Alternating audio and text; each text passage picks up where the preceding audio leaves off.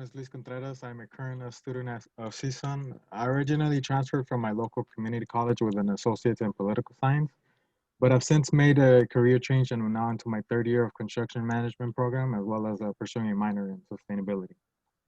Next. As you're all aware, this past year saw humanity being tested with the COVID-19 virus. It's dominated the news and taken over our lives, from the simple things as going to the grocery store or getting a haircut to more consequential things like our ability to work. And with over 484,000 confirmed deaths here in America and 2.3 million across the globe, it's understandable why. But while all of that has been going on in the background, climate change continues to loom over all of us. Because of the lockdown measures being implemented by the governments around the world, carbon emissions have dramatically fallen, but as the WMO's annual greenhouse gas bulletin paper shows, the estimates still put it at an increase of over 2019 numbers. NASA's numbers also paint a depressing picture, as 2020 will tie with 2016 as the warmest year on record since we began recording back in 1880. So, what can we do to begin tackling this existential crisis we find ourselves in with climate change?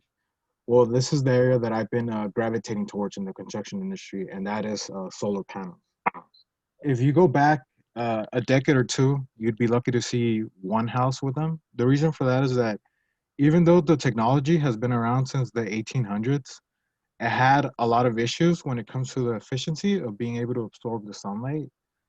Early solar cells were only able to absorb 1% of the sunlight, but then in 1954, there was the first silicon solar panels that were created, and that increased the efficiency to 6%. Uh, Currently, prototypes can reach over 30%, and public available ones to purchase are around 22%. Another component to consider for why adoption of this technology has seen an increase in recent years is cost.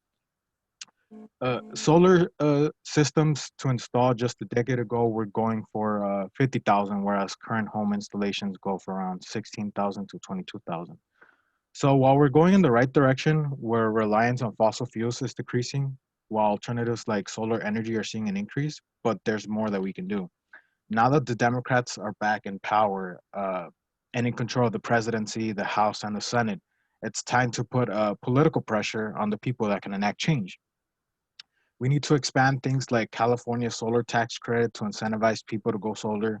We need billions pumped into this industry to further bring down the barrier of entry. We also need legislation like the Green New Deal that promotes helping those in need.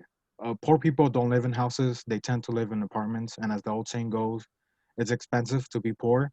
The homeowners save money in the long run by making the switch, while the less fortunate are stuck paying more in the old system. And seeing how poor people are disproportionately represented by people of color, more needs to be done to address this imbalance when it comes to uses for tax money. If you're paying attention to politics these past couple of years, it has been depressing seeing our nation take 10 steps back. But I'm hopeful that people like Bernie Sanders and Alexandria Ocasio-Cortez will continue to push for legislation that one day might see every building be self-sustaining. Thank you for your time.